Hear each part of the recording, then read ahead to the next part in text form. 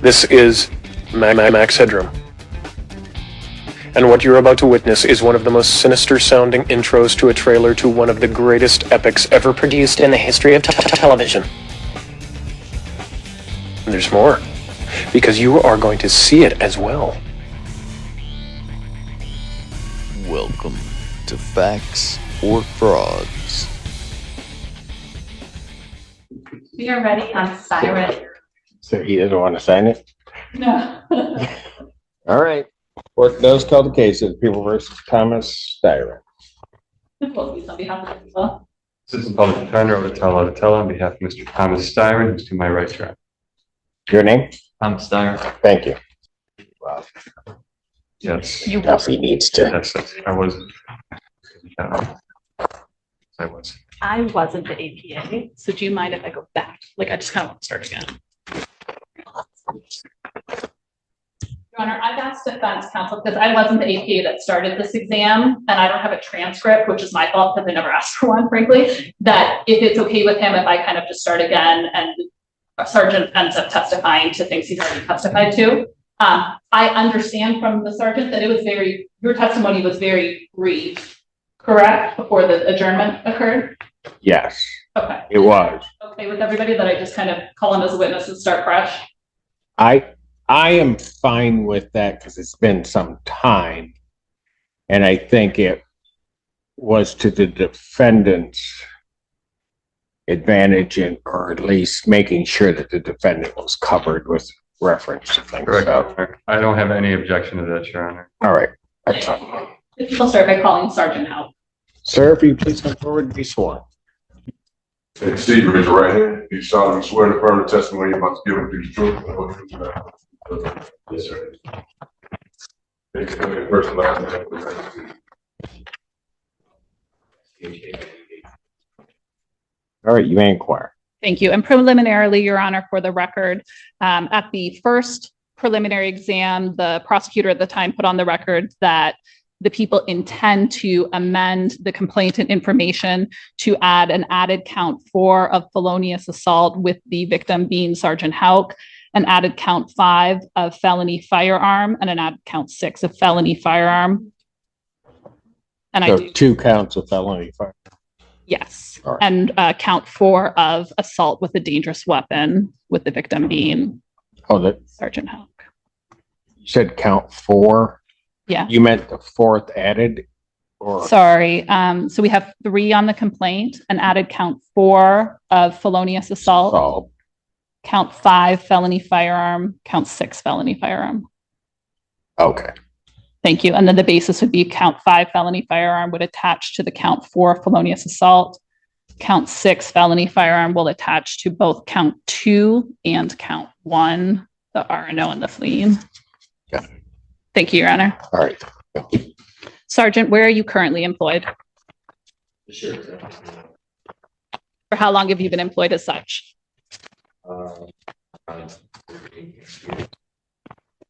Were you working in your capacity as a sergeant with the Washtenaw County Sheriff's Office on January 31st, 2024? Yes. Were you working at approximately 12:06 a.m.? Yeah. Is that your standard shift that you work is midnights?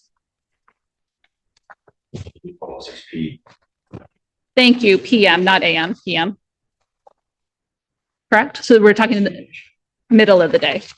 Thank you, my apologies. How did you come to be involved in this investigation? Dispatched to a domestic. What did you understand about the potential domestic? There was a phone call that came in dispatch, rapid SOS, which is a geolocation for kind of a hang up on a call. And it was pinging in a particular location, so I went to check that space first. Did you have the opportunity to go to the area where the 911 call was pinging from? Yes. Now, when you are being dispatched to something called a geolocation or a 911 call pinging to an area, does that tell you something about the type of area that you're looking for? It generally gives you intersections where it's closest to. Specifically in this case, the intersections you were looking for, and let me ask this question a different way. What's the difference between, what is a rolling domestic? It was They're in a vehicle. They're moving in a vehicle, and there's a domestic assault taking place while they're in a car, while it's in motion. Thank you. In this particular case, when you were dispatched to this area, were you looking for a rolling domestic? Yes, well, Why? that was done with the call came in. Did you have the opportunity to make it all the way to the area that you were being dispatched to? I did. I checked that area and I couldn't find anybody. What did you do after you did not find anybody at that location? On the dispatch screen, there was a name that I recognized from previous domestics. The female was involved as a victim. That's the name you were familiar with. Yeah. When you are in this moment back in January 2024 and you are familiar with this particular victim, do you have a suspect in after I was some researching a particular person that I know. This specific about him from his our cat. Do you know the race of the person that you had in mind as the suspect? Yeah. And what was that race? White male. While you are looking around for somebody related to this rolling domestic, do you come across somebody otherwise? I did, yes. This other person that you come across, where are they? So I did some research on the Tyler and called them. So I went to that location first and checked that. On the station there, I was doing some other research on the vehicles that were in the part of the address, and I was asking for all the vehicles that were registered to the particular female victim that I was looking for. So I could go look for those cars if they were out and about. And one of the cars was a Buick with a license plate on it. You said a Buick? Buick, yes. Buick turned and went down past my driver's side door with no license plate. What did you do when you saw that? I asked dispatch, the person I was speaking to on the lead channel, whether or not they could tell if the lien return for the vehicle plate was a sedan or a van. And I did not get a return from them. I didn't get a response from them, so I actually had to stop. When you attempted to effectuate a traffic stop, what area were you located in? I was on Calder. I was facing north.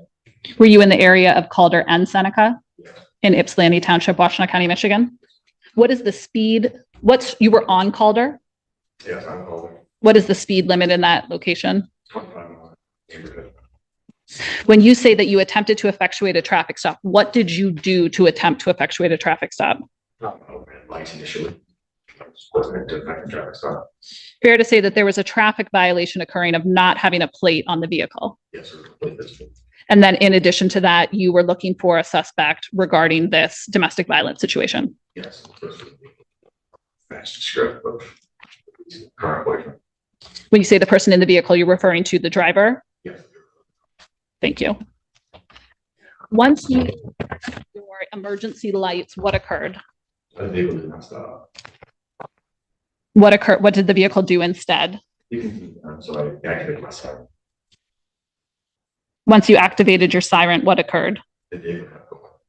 You said the vehicle kept going? Was there a point that the vehicle came to a stop? It did. Turn into a driveway. For how long did this pursuit continue before it turned into a driveway? About 20 seconds or so. My license started activated.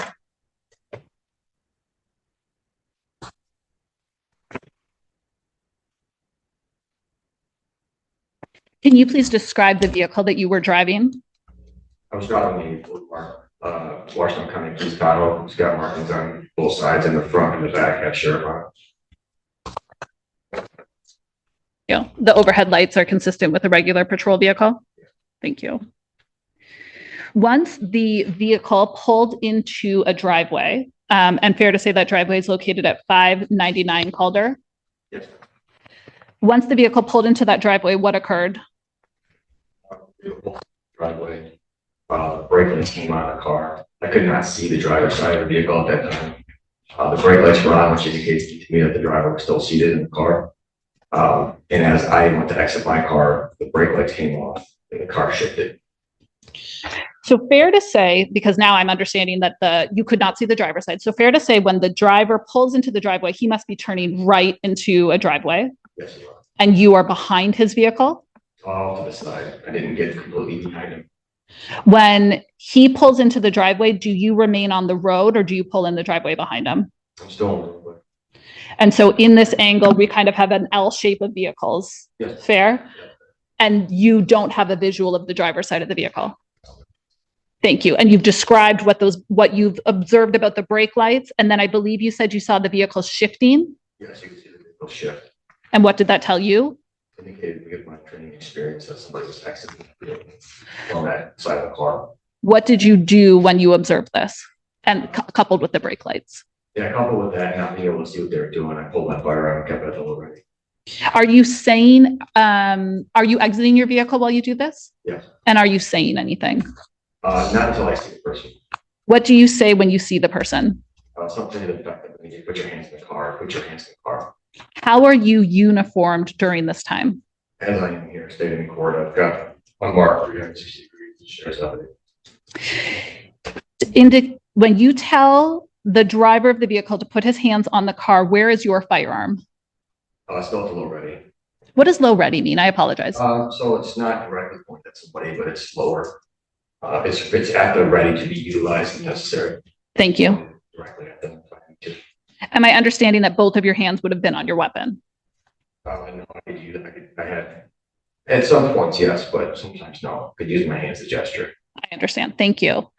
The person that got out of the vehicle from the driver's side, if you were to recognize them again, if you were to see them again, would you recognize them? I would. And is that person present in the courtroom today? I would be assuming because he's wearing a mask. I can't. I understand. Thank you. Your Honor, could you ask him is that appropriate? He just did. He has. Okay. Yes, that would be Mr. Sarah. Thank you. Thank you, Your Honor. Please let the record reflect that the witness has identified the defendant. Without objection, record so reflect. And so the defendant is the person that you are ordering to put his hands on the hood of the vehicle. On the side of the van. On the side of the van. Driver's side of the van. When you are ordering him to put his hands on the driver's side of the van, have you walked around to the driver's side of the vehicle with him, or where are you? I am coming around. So I was stuck on the blind side of the car, which means I couldn't see him. So as I'm coming around the nose of my car, I'm able to finally have him come into view, and he is outside the vehicle. That time at which time I ordered to put his hands on the side of his van. And did he comply with that command? What did he do? Do you recall the things that he was saying to you? Some of them. Do you recall something along the lines of him being at his house? Yes. This indication of essentially he's at his house, so you no longer have authority over him? Something about that. Did he comply with your verbal commands? No. Did you did you give him any additional verbal commands of what you wanted him to do? Yes, in addition to telling him when I stopped him. Fair to say that one of the things that you're repeating to him is to put his hands on the vehicle. Yes. And even while you're repeating it, he's refusing. That's correct. While he is refusing to comply with your commands, do you do anything with your firearm? Yes, I am holstering it and just going to walk up and make an arrest. What was he under arrest for? Sure. Are you able to make it all the way to him and effectuate an arrest? No. Why not?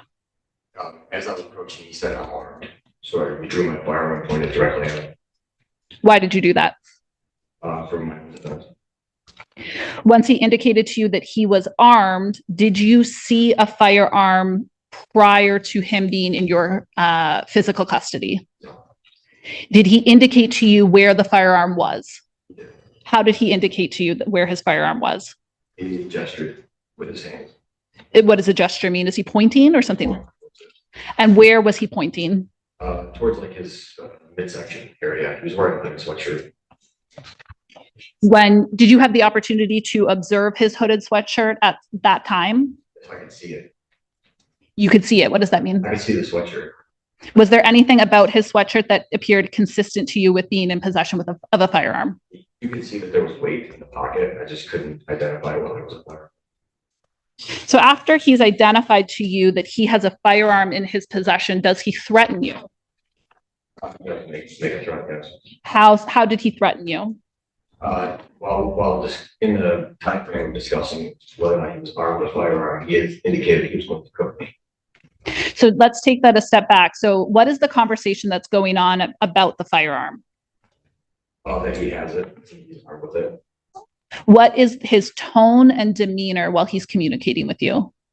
He's argumentative. He's got a blade stance, which is a defensive or combative stance. It's not someone who is complying with my orders, legal orders to go and be placed under arrest. And while he's in this argumentative tone telling you about his firearm, he says to you, "I'm going to cook you." Yes, twice. He says it twice. How did that make you feel? I thought that he was going to shoot me. What did you do while you were feeling that this armed person who was argumentative with you was going to attempt to shoot you? What did you physically do? Well, I retreated a little bit. I put my vehicle engines locked between him and me. And then I started looking at the backdrop because I saw movement back there. Female and maybe some kids in the window or some movement in the window of the house. So I had to take into account all that stuff. Something like that's going to happen. When you say that you're looking at the backdrop, is part of that for the event that a firearm is discharged? Yes. Either yours or his? Correct.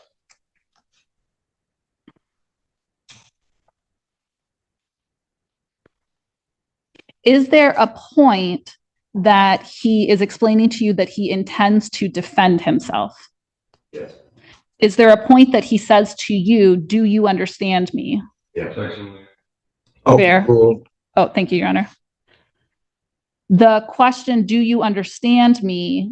Did you understand that to be related to his statements about defending himself? Yes.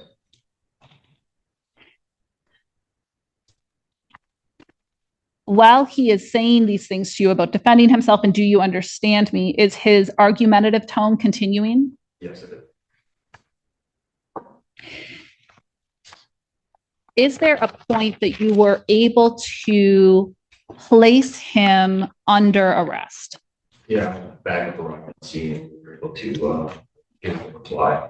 Backup arriving on scene, would that include other deputies? Yes. Is there a point that he's in handcuffs? After he is in handcuffs, is a search incident to arrest conducted? It is. Do you know if a firearm was recovered? Yes, ma'am. We're going to cover his person. And where from his person was it recovered from? I can't state specifically without looking at the report. I'd have to see that. Thank you. Your Honor, I'm showing defense counsel a paragraph called "recovered firearm" on page 7 of the report. May I approach the witness? Yes, you may. Thank you. You just read the paragraph to yourself called "recovered gun," and then I'll take that report back here then.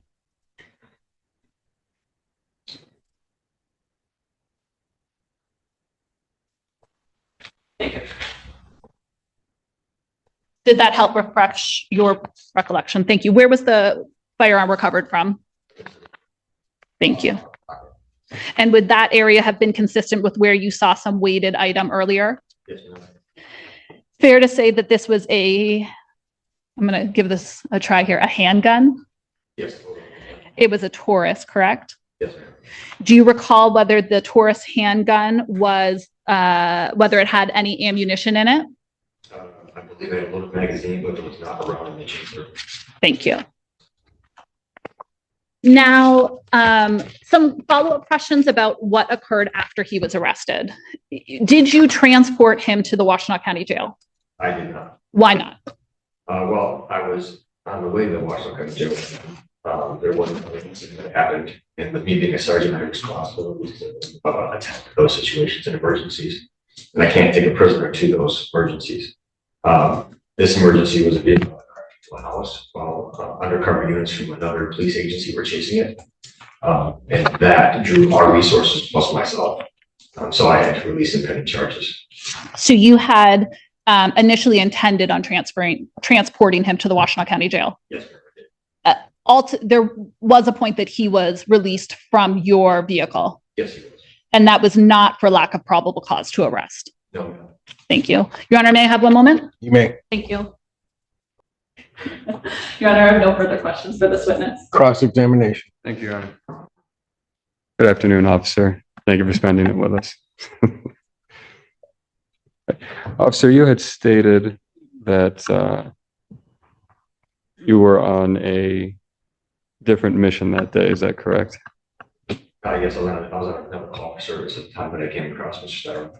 All right. And you were looking for a white male that day?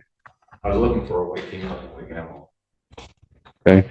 And what brought you into contact with Mr. Styron? When I got back, the other vehicles that registered to the female app, one of them was a Buick. I couldn't discern whether that Buick was a sedan or a van, and it didn't have a plate attached to it, and the lien return. So when that vehicle came by, I had a driver, and he slowly made the turn. And when he went by me, he looked like he was alone in the car, but I couldn't be certain until I effectuated the traffic stop to do an investigation. Okay. You didn't have a name for the other individual you were looking for? There was a name. I just can't remember offhand. It was in the time system related to the Now, you stated that you approached, that you made a stop of Mr. Styron. Is that correct? Yes. Okay. And you stated when you made the stop, you initially flicked on your lights? Yes, turn my lights on. Okay. And then, do you know approximately how long those lights were turned on? I had to review the videotape to be certain.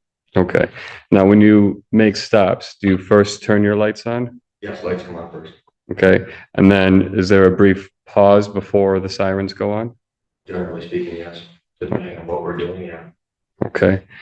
Now, so lights go on, then sirens go on after. Is that correct? Okay.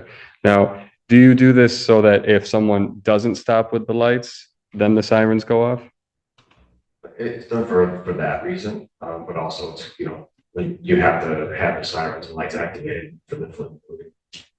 So if you just have your lights on, it's not the same as if you have your lights and sirens activated, and you want to give the person that opportunity to pull over. So I want to go back for a second. You said that you turn this, you said you turn the sirens on, excuse me, you turn the lights on, and then you said something about the sirens go on for the fleeing and eluding? The sirens go on because you want the person to pull over, but if you just have your lights on and the person keeps driving, it doesn't meet all the thresholds that for eluding, so you need to have the siren activated. All your emergency equipment has to be on. So you're trying to meet the threshold for fleeing and eluding by turning on the sirens? It's required. Okay. So what if someone simply doesn't see you at the point when the lights go on? Would it be appropriate to turn the sirens on at that point? Yeah, well, yeah, because they're obviously not hearing you, they're not seeing you, so you want them to be able to hear you as well. You know, the sirens for others, citizens in the community as well, so you know what you're doing and they can pull over and allow you to pass. Now, at this point, when we have Mr. Styron pulled over, okay, you state that you come out of the car and you have the pistol at the low and ready. Yes. Okay. Is that the first thing you do when you come out of the car? Do you have the pistol out right away? In this particular instance, or you're referring in general? In this particular instance. In this particular instance, I did due to the behavior of him, yes. Okay. May I ask why that's the first thing we do? Because of his behavior. Okay. Now, what was his behavior up to this point? Failed to stop and then exited the car. Now, is that the general policy? It's not a general policy on that. There's not a general policy on that. That's police experience. Okay, so is that your particular police experience in this? Okay, so what about Mr. Styron's behavior made it so that when you stopped him, you felt you had to pull the weapon out right away? Because he continued to drive And the sirens came on and continued to drive, and he pulled into a driveway. Then he exited the car after I exited my car. Now, you stated that he continued to drive for about 20 seconds. Yes. And you felt that after he drove for 20 seconds and he exited the car, the first reaction should be to pull out your pistol. Yes, I'm having a pillow ready to protect myself, 100%. Okay. Now, during this whole incident, you wore a body cam, correct? Yes. Okay. And did it capture a video of the incident? Yes. Okay. It was activated during the incident, obviously. Yes. Okay. Now, if technology will allow me, I'm going to show you a clip of that incident for authentication purposes. And we'll ask you what it is.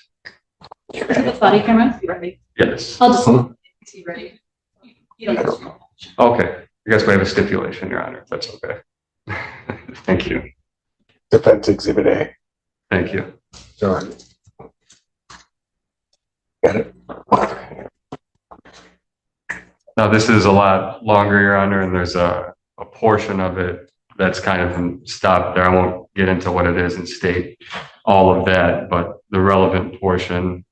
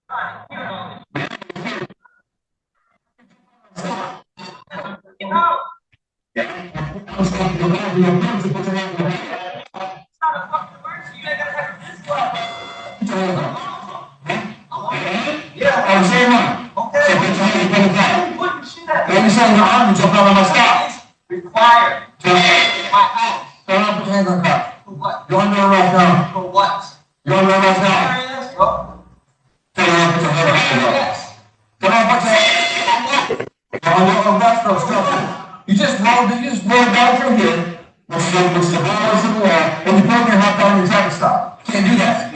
You're not listening to me. So there'll be more people coming and you'll be going to handcuffs. You will. Huh? Where's the gun? Where's the gun? This one? Oh, I take it. I would kick your ass, bro.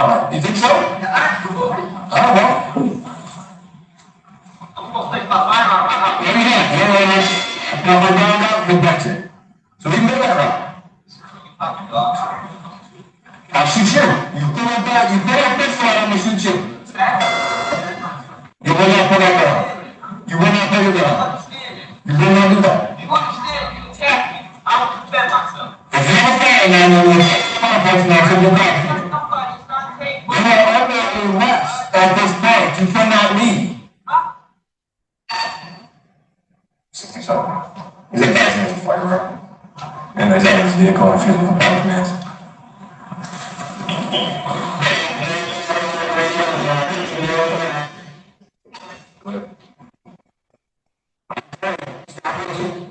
Stop breathing. Stop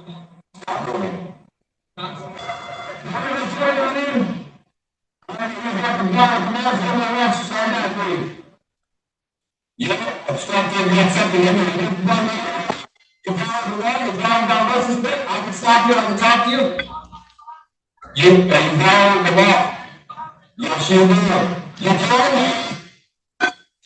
For the record, sorry to interrupt here. And I'm going by the time marker on the Axon body camera. Defense started playing at 12:05 and 18 seconds, and we're now stopped at 12:08 and 36 seconds. Thank you. So, Officer Hoke, you had stated that you came out in the low and ready, correct? I'm sorry, I didn't hear. Yes. Yes, I apologize. And Officer Hoke, you had stated that the pistol was not pointed at Mr. Styron before he informed you that he was armed. Is that correct? Ready. It's in his direction, but I haven't leveled it completely at him yet. You see my level at him when I brought it completely up. The little ready, it's resting right here. It's resting right here. So it's not directly pointed at him, but it is pointing in his direction. There's a difference between low ready and pointing it directly at him. So, Officer, do you believe that this was a de-escalation tactic? This is me telling him exactly what he needs to do. So yes, this is a de-escalation tactic. Officer, at any point, did Mr. Styron point a weapon at you? No. Okay. Officer, at any point, did you actually see a firearm on Mr. Styron? No, sir. Officer, when you were giving these commands to Mr. Styron, your pistol was out the entire time, wasn't it? Yes. Okay. From the onset of the stop throughout the entire incident, your pistol was out, was it not? I believe there was a market there where I either holstered or was almost holstering before I was to make contact with him before he was armed. I can't remember if I was in the holster or down my side, get ready to go into the holster before I made contact with him to make a custodial arrest. When he said he was armed, I backed up and pointed directly at him. Officer, isn't it possible that your pistol being out could have impacted his ability to follow these commands? No. I have no further questions, Your Honor. Thank you. Thank you. Any redirect? Just very briefly, Your Honor, I apologize. Do you recall the line of questioning about lights and then sirens? Yes. You indicated in one of your answers something about lights being on, and you use a siren because you want to give somebody every opportunity to stop. Yes, they needed to pull over. Fair to say that that is what you did here. First, you attempted to use your lights. He didn't stop. Yes? And then you turned to your sirens as well to try to get him to stop. Yes. You didn't want to have a situation where he claimed he didn't see your lights. Right. Thank you. Pointing the gun at him. You're a sergeant, correct? Yes. Fair to say you have extensive training and experience on police officer safety. Yes. You are not required to wait until a defendant has you at gunpoint before you draw your weapon, correct? That's correct. And you are not required to wait until a defendant has fired at you, risking your life, until you point your gun at him, correct? Correct. Thank you. I have no further questions. Anything else? Just one further, Your Honor. Regarding the cook you. Okay.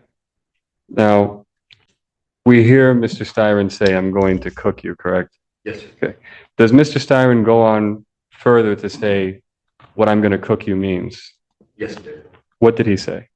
When I asked him to clarify about the statement while we were having dialogue, and he said that he cooked me like exactly religiously. Something to do with suing me. It was no problem suing me. Thank you. No further questions. Okay. Thank you. Keep Just to going be back. clear, we listened to the recording of that while we watched your body camera, right? Yes. To be fair, what he says is, "I'm going to cook your ass, bro." Is that correct? Yes. Thank you. So that we don't have a dispute, I know what it is. The low and ready on the body cam. Your weapon is pointed downward. Yes. Is that correct? Yes, sir. And there is a clear point on the video after he tells you or informs you that he's armed, that you then bring it basically to the ready. Yes. Yes, sir. All right. Thank you. Anything else from either side? Nothing for the people. Thank you. Nothing further from defense. Thank you. Sergeant, thank you. Yes, sir. Your Honor, people have no additional witnesses. Any witnesses for the defense? No witnesses from defense. Thank you kindly, Your Honor. Motion. Thank you, Your Honor. At this time, the people would motion to bind over on an amended information that added count 4 felonious assault, added count 5 felony firearm, added count 6 felony firearm. Thank you.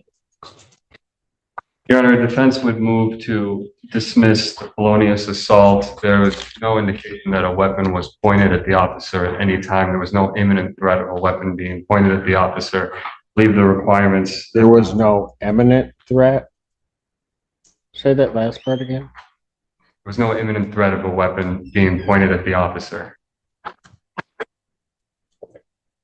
Okay, go ahead. We would move that be dismissed, Your Honor. As to the resisting and obstructing, Your Honor, we believe that with the weapon being, with the officer's pistol, with the officer's pistol being present from the beginning of the stop to the entire incident throughout, my client, Mr. Styron, wasn't able to function properly in obeying the lawful commands. He was placed in a state of fear. So you're saying the sergeant's command to put your hands on the vehicle, he couldn't follow because the officer's weapon was drawn? That almost seems counterintuitive to me. Your Honor, the situation was escalated to a point that it didn't need to be at, Judge. It was an unreasonable use of force at that point. Okay. I'm going to vehemently disagree with you. And probably one of the reasons I'm not a police officer, because I don't know that I could have had the discipline that the sergeant did. But go ahead. And with those two counts, Your Honor, the fleeing and the looting, there was only 20 seconds of, let's see, at 23:50 in the video, the sirens go off. Excuse me, the lights turn on at 23:20, the sirens going off at 23:50. If he didn't see the lights for those 30 seconds, there's only 20 seconds of actual siren time. And I believe that is an adequate amount of time for someone to be pulling over, Judge. So if he stopped at that appropriate amount of time, 50 seconds total, Your Honor, would be a reasonable amount of time for someone to pull over. I don't believe there's enough to go on the fleeing and the looting. We would ask that be dismissed. If those are dismissed, the felony firearms cannot follow. So for those reasons, we'd ask not to bind over. Thank you, Your Honor. Thank you, Your Honor.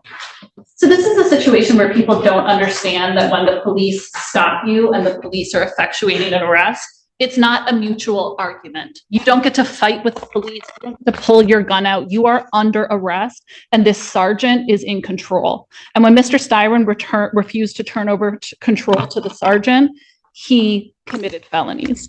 So first, to say that 50 seconds is a reasonable amount of time, I mean, to pull over a vehicle, it takes seconds to pull over a vehicle. We can all, and Your Honor could take certainly judicial notice of your experience as a driver as well, that you can immediately pull over your vehicle, and that is not what happened here. However, if Mr. Styron had pulled... What do you mean, that I've been pulled over? No. Just that genuinely, yeah, you've probably pulled a vehicle over at some point somewhere, unrelated to the police. But Mr. Styron doesn't get out of his vehicle and say, "Oh my goodness, I'm so sorry, I didn't see your lights." He proceeds to argue with the police officer as if he has any leverage in this equal argument, which it's not. It's an arrest. So certainly he had enough time to not only see the lights, but then hear the siren. To say that the officer caused fear in Mr. Styron, frankly, I hope that he did, because I hope that Mr. Styron realized how close he was to being shot given his actions. But what Mr. Styron was able to do was not freeze up in fear, not cry, not be so scared of the officer, but instead say, "I'm going to cook your ass, bro." Yell at the officer about how he is at his house, yell at the officer about how he's not going to be put in cuffs. That's not somebody who's just frozen in fear. That's somebody that doesn't understand what the law is and doesn't understand that this sergeant is the person that was actually in control. Thank you, Your Honor. Thank you. So Kelly, anything else? Nothing further, Your Honor. I would emphasize on the felonious assault, though, there was no weapon pointed at the officer at this time. The officer was in control of the situation, Your Honor. But hold it. To have your argument is that the weapon would have had to have been drawn or displayed to have the felonious assault? Your Honor, the officer was in control of the situation. He had his weapon drawn, and Mr. Styron he's a CPL holder in this situation, Judge. All right, that's fine. Then he also had some other obligations to the sergeant, but go ahead. Arguably, he told him he had the gun on him. Arguably, yes. But it's at the very least, Judge, the felonious assault, I would be pushing a little harder on that one because the weapon was not drawn or pointed. That's what I'm trying to figure out. You're indicating that the weapon would have to be drawn to have a felonious assault. When, if there were no weapon,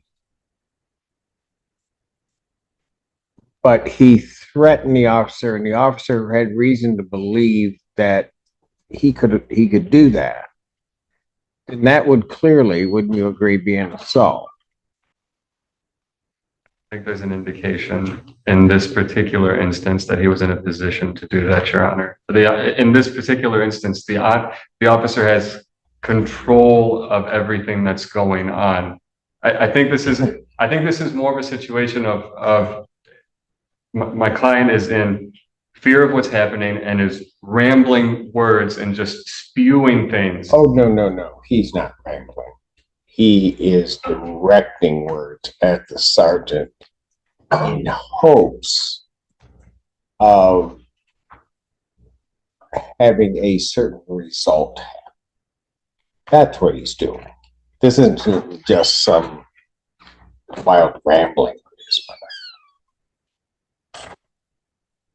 Go ahead with your argument. I'm sorry, I didn't mean to. I know, I let it rest, Your Honor. In this case, with regard to the fleeing and eluding third degree, defense's argument of the timeline, I think what one needs to really pay attention to in the body cam footage is to figure it out. Because if you just say 20 seconds or 50 seconds, maybe that doesn't seem like a long time, depending on the speed at which you're traveling. If you just watch the vehicles or the houses that go past in the back of the video, you can see that Mr. Styron traveled quite a ways, and certainly could have pulled over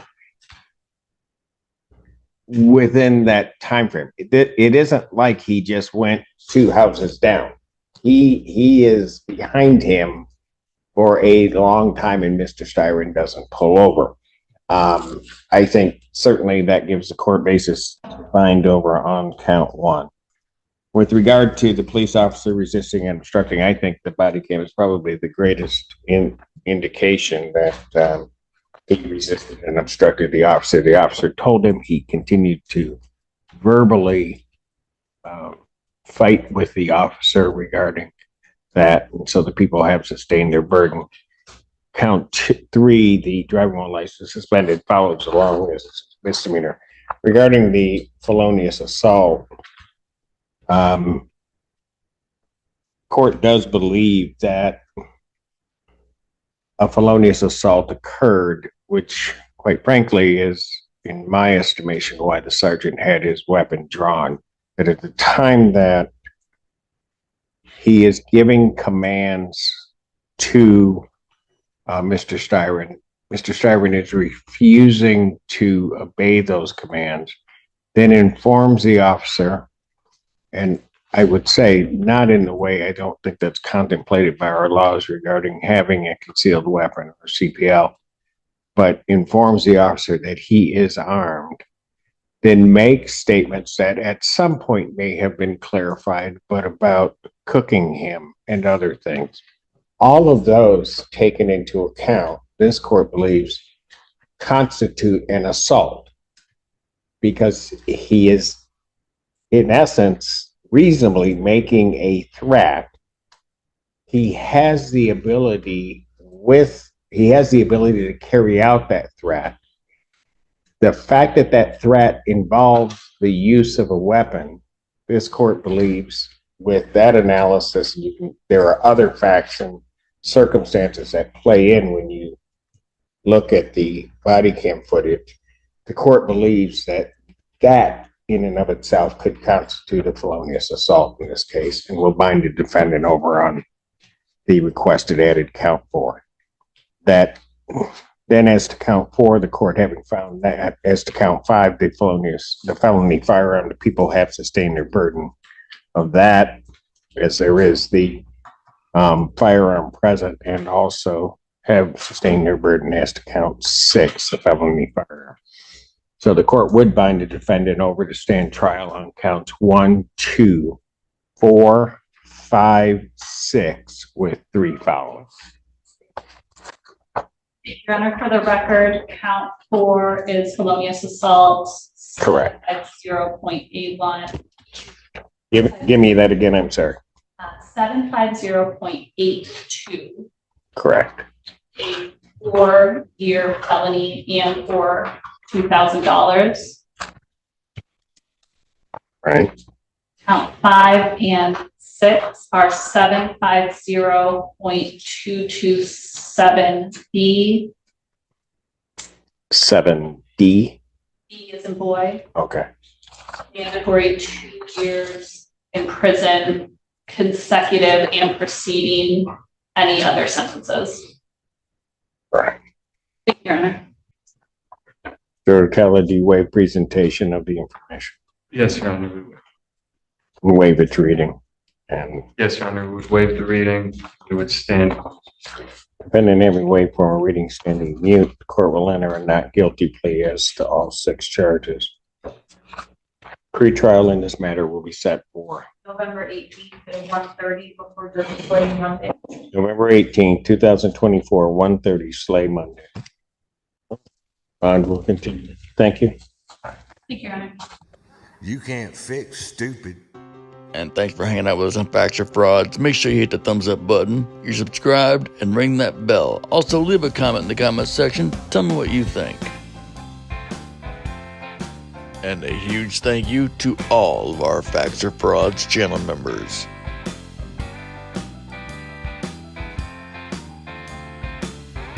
If you'd like to become a member, click on the link in the description or click join right next to subscribe. And if you're still hanging out, thank you. I appreciate you all. Hit that thumbs up button, make sure you're subscribed, ring the bell, and leave a comment in the comment section. Tell me what you think. Till next time, I'll see you soon.